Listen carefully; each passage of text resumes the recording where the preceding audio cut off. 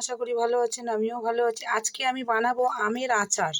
এই যে আম দেখুন, আমি কেটে টুকরো টুকরো করে পিস করে নিয়েছি এরকম করে। এবারে আমি একটু জল দিয়ে সিদ্ধ করে নেব। আমি একটু জল দিয়ে দেবো, আমি একটু নুন দিয়ে দেবো, নুন দিয়ে এটা সিদ্ধ করে নেব ভালো করে। জোয়ান, 5 মৌরি, আর এটা জিরে আর 5 ফোড়ন, আমি এগুলো সব একসাথে এবারে ভেজে নেবো কড়াতে। কড়ার মধ্যে আমি 3টে শুকনো লঙ্কা দিয়েছি, আর এই মশলাগুলো সব আমি দিয়ে ভেজে নেবো ভালো করে, একটু হালকা করে।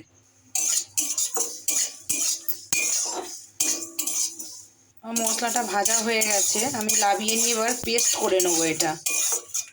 আমার সিদ্ধ হয়ে গেছে, আমি এবারে বন্ধ করে দেবো। এবার জলটা ভালো করে আমি একটু ঝারিয়ে নেবো। কড়াতে তেল দিয়ে দিয়েছি, এবারে আমি দেবো 2টো তেজপাতা ফোড়ন, শুকনো লঙ্কা একটু ফোড়ন, একটু 5 ফোড়ন।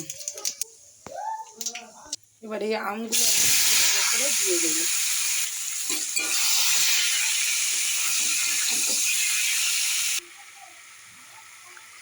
হলুদ আর একটু সামান্য নুন দিয়েছি এর মধ্যে।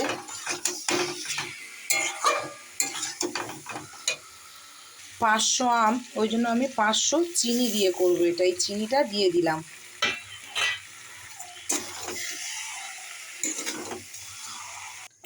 আমি একটু মশলা ছড়িয়ে দেবো।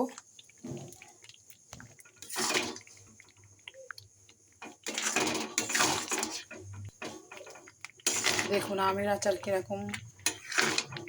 এবারে আমি এই মশলাটা একটু ছড়িয়ে দেবো। কেমন লাগলো রেসিপিটা অবশ্যই কমেন্ট করে জানাবেন। আমের আচারটা